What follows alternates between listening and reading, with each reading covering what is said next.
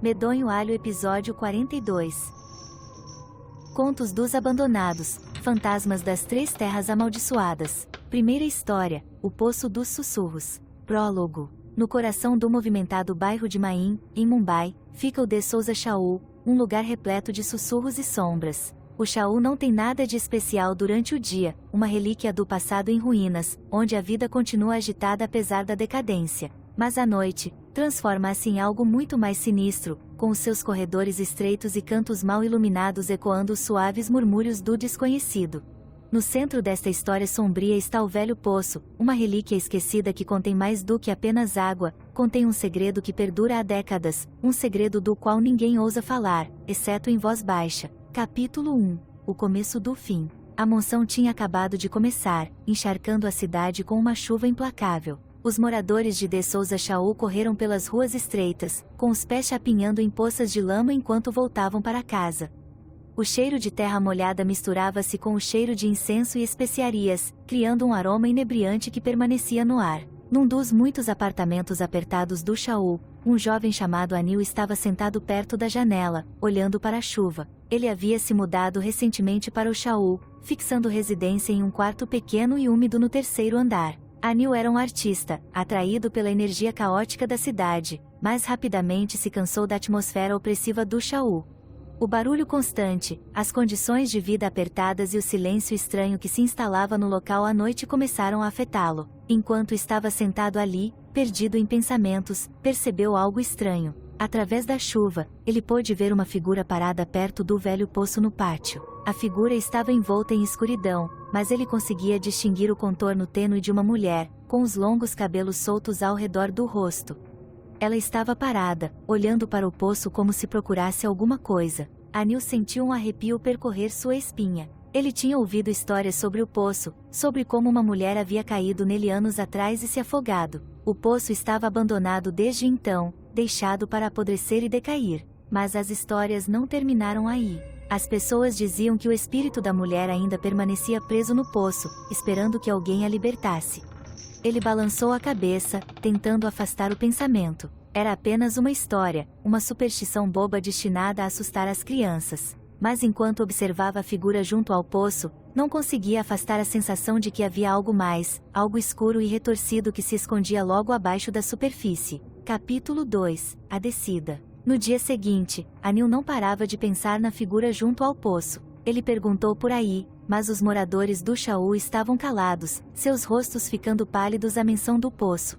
É melhor não falar sobre essas coisas, advertiu uma senhora idosa, com a voz trêmula de medo. Algumas coisas são melhores deixadas em paz. Mas Anil não podia deixar passar. Ele foi atraído pelo poço, pelo mistério que o rodeava. Naquela noite, depois que todos foram dormir, ele desceu até o pátio. A chuva havia parado, deixando o ar denso e úmido. O poço assomava diante dele, com pedras escorregadias de musgo e idade.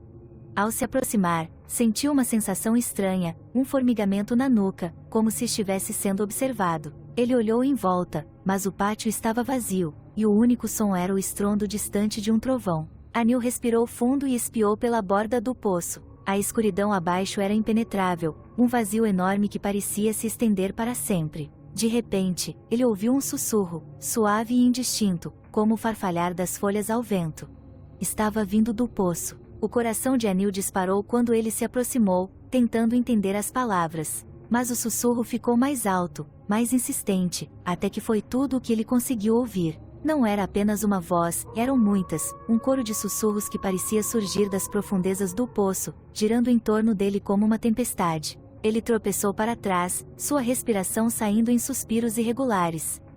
Os sussurros o seguiram, ecoando em seus ouvidos, enchendo sua mente com uma sensação de pavor. Ele soube então que as histórias eram verdadeiras. O poço estava amaldiçoado, assombrado pelo espírito da mulher que ali morrera, e agora ela estava se aproximando dele, tentando puxá-lo para a escuridão. Capítulo 3. O desvendamento.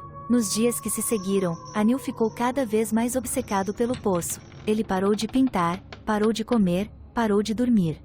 Os sussurros o assombravam dia e noite, suas vozes ficando mais altas, mais urgentes. Falavam de coisas que ele não entendia, coisas que o enchiam de um terror frio e arrepiante. Os moradores do Chaul começaram a notar a mudança nele. Ele se tornou uma sombra do que era antes, os olhos fundos e fundos, a pele pálida e úmida. Ele passava horas olhando pela janela, com o olhar fixo no poço abaixo. Alguns diziam que ele estava enlouquecendo, outros que estava sendo possuído pelo espírito da mulher no poço. Uma noite, incapaz de aguentar mais, Anil decidiu enfrentar a fonte de seu tormento. Ele desceu até o pátio, o ar carregado com o cheiro de decomposição. O poço estava diante dele, uma boca escura e aberta que parecia atraí-lo para mais perto. À medida que ele se aproximava, os sussurros ficavam mais altos, mais frenéticos. Falavam de morte, de desespero, de coisas que não tinham lugar no mundo dos vivos. Mas Anil estava além do medo agora, ele estava consumido por uma necessidade desesperada de saber, de compreender a escuridão que estava no coração do poço. Ele estendeu a mão e tocou a borda do poço, a pedra fria e escorregadia sob seus dedos. Os sussurros atingiram um nível febril, uma cacofonia de vozes que pareciam cercá-lo, envolvê-lo num abraço sufocante. E então, sem aviso, o chão cedeu embaixo dele, e ele caiu, caindo na escuridão. Epílogo: a noite sem fim. Anil nunca mais foi visto. Os moradores de De Souza Shaul sussurravam que ele havia sido reivindicado pelo espírito do poço, arrastado para as profundezas onde ela havia esperado por tanto tempo. O poço foi selado logo depois, a entrada coberta com uma pesada laje de pedra. Mas os sussurros continuaram, ecoando pelos corredores estreitos do Shaul, um lembrete constante da escuridão que estava logo abaixo da superfície. E à noite, quando o vento soprava bem, você ainda podia ouvi-los, os sussurros do poço, chamando qualquer um que quisesse ouvir, atraindo-os para mais perto da borda, para mais perto da escuridão. Pois o espírito da mulher que estava no poço não se satisfazia com apenas uma alma. Ela estava com fome demais, sempre com fome, sempre esperando. Os moradores de De Souza Shaul aprenderam a conviver com os sussurros, a ignorá-los da melhor maneira possível. Mas o medo nunca foi embora de verdade. Permaneceu nas sombras, no silêncio da noite, um lembrete constante de que é melhor deixar algumas coisas enterradas, esquecidas. Mas na escuridão do poço, nada é verdadeiramente esquecido. E assim, os sussurros continuam, esperando que a próxima alma se aproxime demais, ouça, caia. A história de Anil e do poço tornou-se apenas mais uma parte da história sombria do Shaul, uma história sussurrada na calada da noite para assustar as crianças. Mas para aqueles que conheciam a verdade, que ouviram os sussurros, foi um aviso, pois em De Souza Shaul, o passado nunca está verdadeiramente morto, ele continua vivo, à espreita nas sombras, à espera da próxima vítima inocente. Fim de O Poço dos Sussurros. Segunda história, A Maldição Carmesim. Prólogo. Numa remota aldeia russa, onde os invernos são longos e as noites se estendem interminavelmente, existia uma lenda arrepiante transmitida de geração em geração. Foi uma história sussurrada à luz do fogo, uma história que causou arrepios na espinha daqueles que ousaram ouvir. A lenda falava de um apartamento amaldiçoado, um lugar amaldiçoado onde se dizia que a própria morte residia, escondida dentro das paredes, esperando o momento certo para atacar.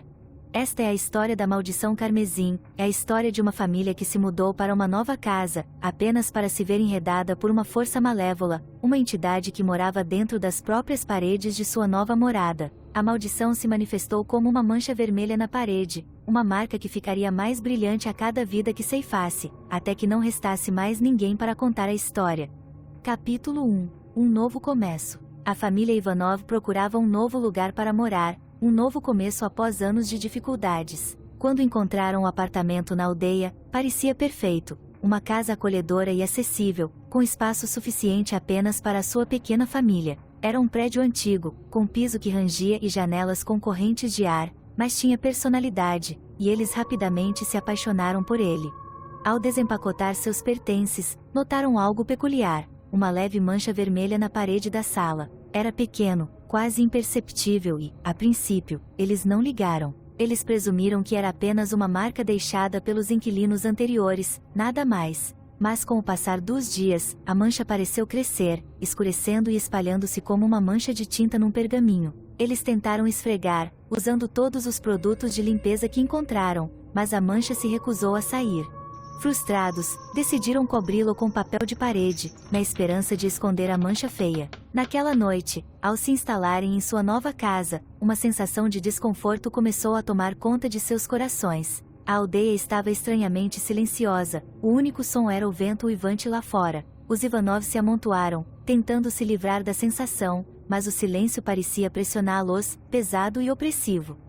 Capítulo 2 – A primeira noite. A primeira noite no novo apartamento foi agitada. O vento lá fora batia nas janelas e estranhos rangidos ecoavam pelo antigo prédio. Mas não foi o vento ou os rangidos que mantiveram a família acordada, foi outra coisa, algo muito mais sinistro. Na calada da noite, enquanto a família dormia, a mancha vermelha começou a brilhar fracamente, pulsando como um batimento cardíaco. O ar na sala ficou denso, carregado com uma energia invisível. E então, de dentro da mancha, uma mão começou a emergir, uma mão fantasmagórica e carmesim que brilhava na escuridão. A mão flutuou silenciosamente pela sala, os dedos estendidos como se procurasse alguma coisa. Ele pairou sobre o pai, Mikhail, por um momento, e então, sem aviso, avançou, envolvendo seus dedos frios em torno de sua garganta. Os olhos de Mikhail se abriram, sua respiração ficou presa na garganta enquanto ele tentava gritar, mas nenhum som saiu. Ele se debateu descontroladamente, as mãos agarrando o ar, mas o aperto da mão era inflexível. Em poucos instantes, tudo acabou. O corpo de Mikhail ficou mole, seus olhos sem vida olhando para o teto, seu rosto contorcido em um grito final e silencioso. A mão soltou o aperto e desapareceu na mancha na parede, deixando para trás um silêncio mortal. Capítulo 3 – O desvendamento. Na manhã seguinte, a família Ivanov ficou em estado de choque. Mikhail estava morto, seu corpo frio e rígido na cama. As autoridades foram chamadas, mas não encontraram explicação para sua morte. Era como se sua vida tivesse simplesmente sido extinta, sem deixar vestígios do que havia acontecido. Mas a família sabia melhor. Eles viram a mancha ficar mais escura, mais vívida, e sentiram a presença malévola que permanecia na sala. O medo começou a tomar conta deles e eles perceberam que não estavam sozinhos no apartamento, que algo maligno estava com eles, escondido nas paredes. Naquela noite, a mancha pulsou novamente e a mão voltou. Desta vez, ele reivindicou a mãe, Helena, com os dedos apertando sua garganta até que ela perdesse o fôlego. As crianças, agora inacreditavelmente aterrorizadas, barricaram-se no quarto, recusando-se a dormir, com os olhos colados à parede onde a mancha parecia brilhar com uma luz profana. Eles podiam ouvir a mão se movendo pelo apartamento, o suave farfalhar do tecido ao passar pelas paredes, em busca da próxima vítima. Mas a noite passou sem incidentes e, ao amanhecer, a mão recuou, deixando as crianças abaladas, mas vivas. Desesperados e aterrorizados, eles procuraram a ajuda dos anciãos da aldeia, que lhes contaram sobre a maldição e uma história sombria de um espírito vingativo que estava preso ao apartamento há muito tempo, um espírito que não descansaria até que ceifasse a vida de todos que morava lá. Capítulo 4 – A posição final. Sabendo que não poderiam ficar no apartamento, as crianças planejaram ir embora, mas a maldição havia se instalado e não os deixaria ir tão facilmente. Quando a noite caiu novamente, a mancha ficou mais brilhante e a mão voltou, mais determinada do que nunca a terminar o seu trabalho. As crianças se amontoaram no canto da sala, agarradas umas às outras de medo quando a mão emergiu da parede.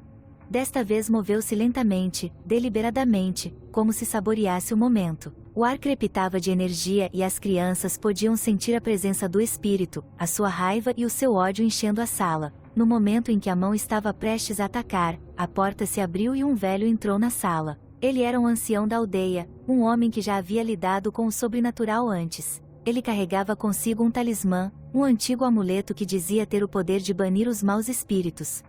Com um grito, ele segurou o talismã na mão e uma luz ofuscante encheu a sala. A mão recuou, sua forma tremeluzindo como uma chama moribunda. A mancha na parede começou a encolher, sua cor desbotando, até não passar de uma marca tênue, quase invisível na penumbra. A mão soltou um lamento final e angustiado antes de desaparecer na parede, deixando a sala em silêncio. A maldição foi suspensa, o espírito finalmente banido. Epílogo. O eco assombrado. Os filhos Ivanov sobreviveram, mas foram mudados para sempre pelos horrores que testemunharam. Eles deixaram a aldeia para nunca mais voltar, e o apartamento foi abandonado, deixado para apodrecer e decair. Mas a lenda da maldição carmesim continuou viva. Na aldeia ainda se fala da mancha vermelha, da mão que emerge das paredes, em busca do vivo. E há quem diga que, em certas noites, quando o vento uiva pelos quartos vazios, ainda se ouvem os ecos da mão, ainda à procura, ainda com fome. pois na escuridão, no silêncio da noite, algumas maldições nunca morrem de verdade, elas apenas esperam, aguardando até que a próxima alma incauta se atreva a cruzar seu caminho. Fim de A Maldição Carmesim. Terceira história, As Profundezas Silenciosas. Prólogo. Nas pacatas aldeias costeiras de Portugal-Coreia, onde o mar sussurra segredos antigos a quem se atreve a ouvi-los, existe uma lenda que provoca arrepios na espinha até as almas mais corajosas. Os aldeões falam em voz baixa sobre os Mulgishin e fantasmas dos afogados, condenados a assombrar as águas que ceifaram suas vidas. Disse que esses espíritos estão sempre em busca de companhia em sua solidão eterna, arrastando os incautos para uma sepultura aquosa. Esta é a história de um desses espíritos, cuja história de tristeza e vingança foi transmitida através de gerações, um lembrete arrepiante dos perigos que espreitam nas profundezas. Capítulo 1. A Vila Afogada. O vilajé de Aebange estava situado às margens de Jeju Island, um lugar onde o mar era ao mesmo tempo doador de vida e tomador de almas. Os aldeões dependiam do oceano para sua subsistência, mas também sabiam respeitar o seu poder. Eles contaram histórias sobre Mulgishin, alertando seus filhos para nunca chegarem perto da água à noite. Foi dito que há muito tempo atrás, uma jovem chamada Soyeon morava na aldeia. Ela era conhecida por sua beleza e gentileza, mas sua vida foi marcada pela tragédia. Numa noite de tempestade, o noivo de Soyeon, um pescador, se perdeu no mar. Angustiada, ela vagou pela costa, em busca de qualquer sinal dele. Os dias se transformaram em semanas, mas não havia nenhum vestígio de seu corpo. Incapaz de suportar a dor, Soyeon se jogou no oceano, na esperança de se juntar ao seu amado na morte. Mas o mar parecia não ser tão misericordioso. Seu corpo nunca foi recuperado e logo depois coisas estranhas começaram a acontecer na aldeia. Os pescadores falavam de ter visto uma figura pálida na água, com os longos cabelos esvoaçando como algas marinhas, os olhos cheios de tristeza e raiva. Capítulo 2. A Primeira Vítima. Os anos se passaram e a história de Soyeon tornou-se um conto de advertência, uma história de fantasmas para assustar as crianças. Mas o Mulgishin não era uma mera história. Foi muito real e era apenas uma questão de tempo até que atacasse novamente. Numa noite de verão, um grupo de adolescentes decidiu nadar no mar sob a luz da lua cheia. Entre eles estava Ji-on, um garoto conhecido por seu espírito aventureiro. Ignorando os avisos dos anciãos da aldeia, ele nadou mais para dentro da água, rindo enquanto seus amigos o chamavam para voltar. Enquanto Ji-on nadava, ele sentiu algo roçar em sua perna. A princípio ele pensou que eram apenas algas marinhas, mas depois sentiu de novo, desta vez com mais força. Ele olhou para baixo e seu coração congelou. Uma mão pálida, fria e úmida, envolveu seu tornozelo, puxando-o para baixo. Ele lutou, chutando e se debatendo, mas o aperto da mão era inflexível. O pânico se instalou quando ele foi arrastado para baixo da água. Seus amigos, ouvindo seus gritos, correram para ajudar, mas quando o alcançaram já era tarde demais. O corpo de Ji-on nunca foi encontrado e os moradores sabiam que Mulgishin havia feito outra vítima. Capítulo 3. O Medo Crescente. A morte de Ji-on enviou ondas de choque pela aldeia. Os mais velhos falaram da maldição, de como o espírito de Soyeon não descansaria até que ela tivesse levado almas suficientes para preencher o vazio deixado por seu amor perdido. Os aldeões tornaram-se cautelosos com o mar, evitando-o sempre que podiam. Mas o Mulgishin não estava limitado apenas ao oceano, ele poderia aparecer em qualquer corpo de água, de rios a lagos, e até mesmo nas banheiras de vítimas inocentes. Logo, mais pessoas começaram a desaparecer. Um pescador, uma mulher idosa, uma criança, e todos foram levados pelo Mulgishin. Cada vez, a água foi o último lugar onde foram vistos. A aldeia foi tomada pelo medo e alguns até abandonaram as suas casas, na esperança de escapar à maldição. Mas o alcance do Mulgishin era longo e ninguém estava seguro. Dizia-se que nas noites de tempestade, quando o vento uivava e as ondas batiam contra a costa, era possível ouvir os gritos tristes de Soyeon carregados pelo vento, um som que provocava arrepios na espinha de todos que o ouviam. Capítulo 4. O Confronto Final. Os aldeões sabiam que tinham que agir antes que Mulgishin ceifasse mais vidas. Eles se voltaram para a xamã, uma senhora idosa que morava na aldeia desde que alguém se lembrava. Ela era conhecida por seu conhecimento do sobrenatural, e os moradores esperavam que ela pudesse acabar com a maldição. O xamã preparou um ritual para apaziguar o espírito de Soyeon. Era uma tarefa perigosa, pois Mulgishin era movido pela raiva e pela tristeza, emoções que não eram facilmente acalmadas. Na noite do ritual, os aldeões reuniram-se na praia, com os rostos pálidos de medo. A xamã entoou orações antigas, sua voz elevando-se acima do som das ondas. Ela chamou Soyon, implorando-lhe que encontrasse paz e deixasse de lado sua raiva. Por um momento, o mar ficou parado e parecia que o ritual tinha funcionado. Mas então, das profundezas do oceano, a forma fantasmagórica de Soyon emergiu. Seus olhos estavam cheios de uma luz sobrenatural, seus cabelos esvoaçavam como mechas escuras ao seu redor.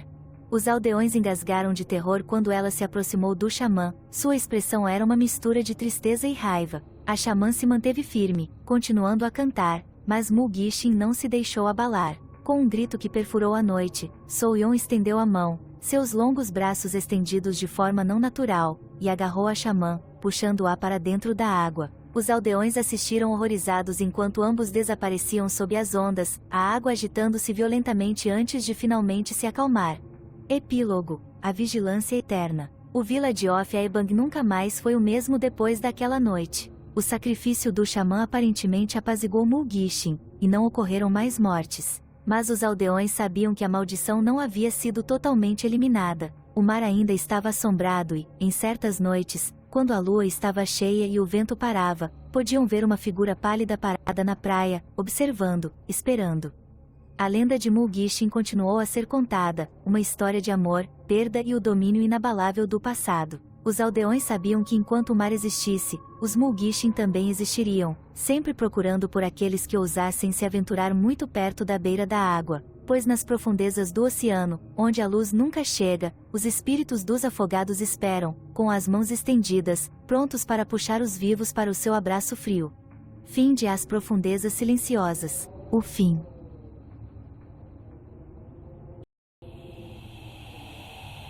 Obrigado por assistir ao nosso podcast.